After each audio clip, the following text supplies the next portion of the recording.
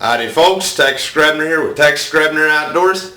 You may be asking yourself, why is he sharpening broadheads this time of year? Well, the answer is I'm getting ready for a trophy hunting expedition with my recurve. I was born under the sign of Uranus, the stag-faced savage god of the wilderness and the hunt, to the Paleo-Celtic cultures. I was born to be a hunter, and a hunter I am. Such is the way of our people, since before we struck fire from the living rock. Let me tell you a hunting story. Every day of hunting is exactly the same, but every day of hunting is just a little bit different. The game may be different,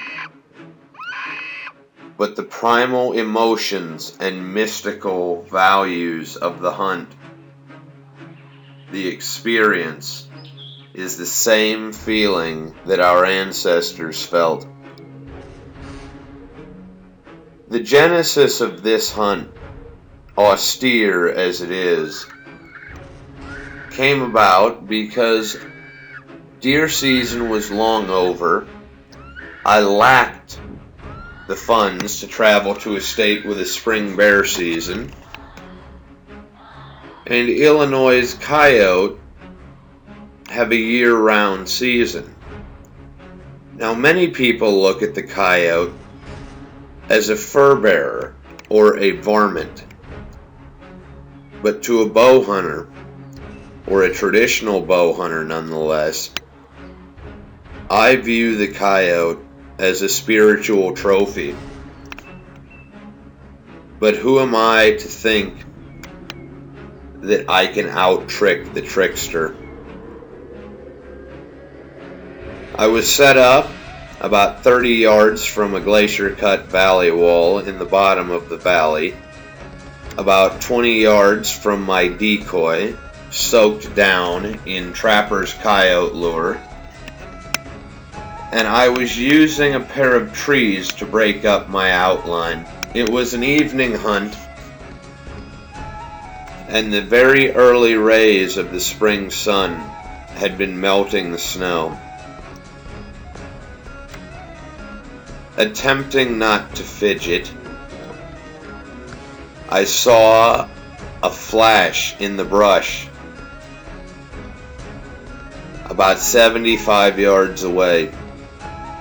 It would have been an unethical shot if I had taken it. In every culture that he is known to, the Native Americans have attached special spiritual properties to Coyote. And so, I pondered this as I stood against my tree, occasionally sounding off my calls, sitting still as the sun sank lower and lower. Every rustle, every snap of a twig would draw my attention. And then another flash of movement.